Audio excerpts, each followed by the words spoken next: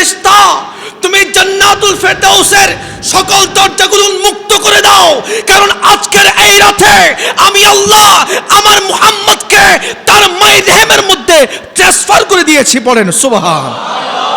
ইমাম কাসতালানি রহমতুল্লাহ আলাইহি তিনি বলতেছে, যখন আমার আল্লাহ ইচ্ছা পোষণ করলেন আমেনার রেহেমের মধ্যে আমার নবীজির নূর মুবারক ট্রান্সফার করবেন, সে সময়টা ছিল লাইলাতা রজবিন, ওই রাতটা ছিল রজবের রাত।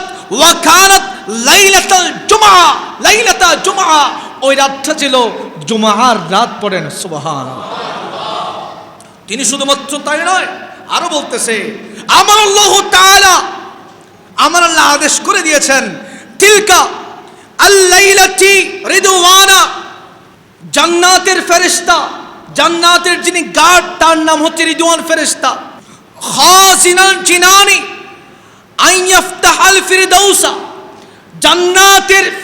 জান্নাতুল ফিরদাউসের যে দরজা আছে ওই সময় আমার আল্লাহ নির্দেশ করে দিয়েছে, হে রিদওয়ান ফেরেশতা, তুমি জান্নাতুল ফিরদাউসের সকল দরজাগুলো উন্মুক্ত করে দাও, কারণ আজকের এই রাতে আমি আল্লাহ আমার মুহাম্মদকে তার মাইরহেমের মধ্যে ট্রান্সফার করে দিয়েছি। পড়েন সুবহান।